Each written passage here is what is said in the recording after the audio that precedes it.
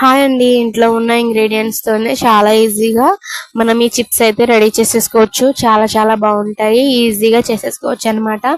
ఇవి ఒక నెల రోజులైనా సరే పాడవకుండా అలాగే నిల్వ ఉంటాయి అన్నమాట. టీ టైంలో ఇవి ఎంజాయ్ చేస్తూ తినొచ్చు. చాలా బాగుంటాయి. ఫస్ట్ అయితే ఒక బౌల్ తీసుకోండి లేదా ప్లేట్ తీసుకోండి. తీసుకుని 2 కప్పులు మైదా యాడ్ చేసుకున్నానండి నేను. మీరు కావలిస్తే గోధుమ పిండితోనైనా చేసుకోవచ్చు. నేనైతే మైదా వేసుకున్నాను. తర్వాత ఇందులో జీరా యాడ్ చేసుకున్నానండి, జీలకర్ర. మీరు వామన్నా యాడ్ చేసుకోవచ్చు. తర్వాత నేను రుచికి సరిపడినంత సాల్ట్ అయితే యాడ్ చేసుకున్నాను. ఒక హాఫ్ స్పూన్ ఉంటుంది. తర్వాత ఇందులో నేను ఆయిల్ యాడ్ చేసుకున్నాను. ఒక చిన్న కప్పుతో. మీరు కావాలంటే నెయ్యి అయినా సరే యాడ్ చేసుకోవచ్చు. నేను ఆయిల్ యాడ్ చేసుకున్నాను అన్నమాట. దీనికి సరిపడినంత ఆయిల్ అయితే యాడ్ చేసుకున్నాను. సో యాడ్ చేసుకుని మంచిగా మిక్స్ చేసుకోవాలండి. ఎక్కడ ఉండలు లేకుండా మనకు పిండి పౌడర్లా అయ్యేలాగా మిక్స్ చేసుకోవాలి. చూడండి, మిగిలిన ఆయిల్ కూడా యాడ్ చేసేసుకున్నాను. ఇలా యాడ్ చేసుకున్న తర్వాత దీన్ని ఆయిల్ ఏమి వేడి చేయాల్సిన అవసరం లేదండి. మామూలుగానే నేను రిఫైండ్ ఆయిల్ తీసుకుని ఇందులో యాడ్ చేసుకున్నాను. ఇప్పుడైతే మనకి ఆయిల్ సరిగ్గా సరిపోయిందో లేదో మనం చేత్తో ఇలా ఉండకడితే కరెక్ట్ గా మనకి కన్సిస్టెన్సీ అనేది సరిపోయినట్టే అండి. మనకి పొడిగా వచ్చేస్తే మనం ఇంకా ఇందులో ఆయిల్ లేదా ఘీ అయినా యాడ్ చేసుకోవాలి. నాకైతే సరిపోయిందండి. నేను తీసుకున్న కన్సిస్టెన్సీ ఆయిల్ అయితే కరెక్ట్ గా సరిపోయింది. చూడండి, ఇప్పుడైతే ఇందులో నేను వాటర్ వేసుకుంటున్నాను.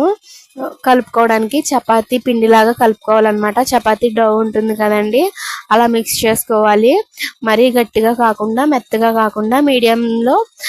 చూడండి, నేను చూపిస్తున్నాను కదా, ఇలా అయితే మిక్స్ చేసుకుని పక్కన పెట్టేసుకోండి. ఒక 5 మినిట్స్ తర్వాత మీరు ఎంత కన్సిస్టెన్సీ తీసుకున్నారో ఒకేసారి మీరు చపాతీ చేయగలిగితే చేసేసుకోండి. లేదంటే దాన్ని పార్ట్స్ గా చేసుకుని నేను చూపిస్తున్న విధంగా చపాతీ చేసుకోండి.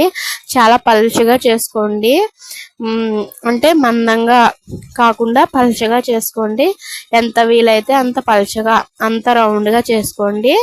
మీరు అంత కన్సిస్టెన్సీ తీసుకుని మీ దగ్గర స్పేస్ ఉంటే అదంతా ఒకేసారి చేసేసుకుంటే చిప్స్ అన్ని ఒకేసారి రెడీ అయిపోతాయి. నాకు లేదు కాబట్టి నేను కొద్దిగా తీసుకుని చేసుకుంటున్నాను. సో చూడండి, నేను ముందు సైడ్స్ అయితే కట్ చేసేసుకున్నాను. మీరు నైఫ్ తీసుకున్నా కట్ చేసుకోవచ్చు, లేదా ఇలాగా పిజ్జా కట్టర్ ఉంటే దాంతోనైనా కట్ చేసుకోవచ్చు. నా దగ్గర ఉంది కాబట్టి నేను కట్ చేస్తున్నాను దీంతో. మీ దగ్గర నైఫ్ ఉంటే దాంతోనైనా కట్ చేసుకోండి. ఎడ్జెస్ అయితే తీసేసానండి, అంచులు మొత్తం తీసేసాను. తర్వాత ఇవి నేను ఫ్రై చేసేస్తానండి. ముక్కలు చేసుకుని పక్కన పెట్టాను, షేప్ నీట్ గా కనిపించాలని చెప్పి. సో చూడండి, ఇప్పుడైతే నేను స్క్వేర్ షేప్ వచ్చింది కదండి. ఇప్పుడు దీని మీద నేను నిలువుగా కట్ చేసుకున్నాను. ఇప్పుడు మళ్ళీ దీన్ని నేను అడ్డంగా కట్ చేసుకుంటాను. ఇదిగోండి, ఇలా నేను చూపిస్తున్న విధంగా కట్ చేసుకోండి. లేదా మీకు డైమండ్ షేప్ కావాలంటే డైమండ్ షేప్ లో కట్ చేసుకోండి. మీకు ఏ షేప్ నచ్చితే ఆ షేప్ లో చేసుకోండి. నేనైతే ఈ షేప్ బాక్సెస్ లా బాగుంటుంది కదా అని చెప్పి ఈ షేప్ అయితే తీసుకున్నాను. సో చూడండి, ఇలా అన్ని కట్ చేసేసుకున్నాను కదా బాక్సెస్ లాగా. వీటిని తీసుకుని ఫ్రై చేసేసుకోవడమే. మీరు నైఫ్ తో తీసినా సరే చాలా ఈజీగా వచ్చేస్తాయండి. చూడండి, ఇలా అయితే రెడీ అయ్యాయి అన్నమాట. ఇప్పుడైతే నేను డీప్ ఫ్రై చేసేసుకుంటాను. డీప్ ఫ్రై కోసం అయితే నేను స్టవ్ వెలిగించుకుని కడాయి మీద ఆయిల్ వేసేసుకున్నానండి. వేసేసుకున్న తర్వాత లో ఫ్లేమ్ లో పెట్టుకోండి. కొద్దిగా ఆయిల్ అనేది హీట్ అయితే సరిపోతుంది, మనం వేసేసుకోవచ్చు. ఎక్కువ ఆయిల్ హీట్ చేసామంటే అవి కలర్ చేంజ్ అయిపోతాయి, అలాగే టేస్ట్ కూడా బాగా రావు. లో ఫ్లేమ్ లో పెట్టి ఫ్రై చేసుకుంటేనే చాలా టేస్టీగా ఉంటాయి. అలాగే సూపర్ కలర్ అయితే వస్తుంది, గోల్డెన్ బ్రౌన్ కలర్ అయితే వస్తుంది అన్నమాట. ఎక్కువ హీట్ పెట్టి చేసుకున్నారంటే సరిగ్గా కుక్ అవ్వవు. చూడండి, ఈ కలర్ అయితే వస్తాయన్నమాట మనం లో ఫ్లేమ్ లో చక్కగా ఫ్రై చేసుకుంటే. చూడండి, చాలా గుల్లగా చాలా బాగుంటాయి. నేను వేడి మీద వేడిగా ఉన్నాయండి అవి. ఇలా అంటే మనకు చూడండి కొంచెం ఇంకా మెత్తగానే ఉన్నాయి. ఇవి చల్లారితే గట్టిగా అయిపోతాయి.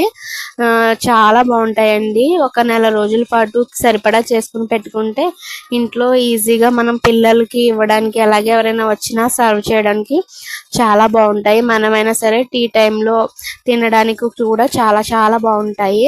చాలా ఈజీ రెసిపీ. ఒకసారి అయితే ట్రై చేయండి. మంచిగా తినొచ్చు అనమాట. చాలా బాగుంటాయి. కాకపోతే మైదా వేసాము, గోధుమ పిండి వేసి చేసుకున్నా బాగుంటాయి, కానీ టేస్ట్ అయితే మైదాతోనే బాగుంటుంది.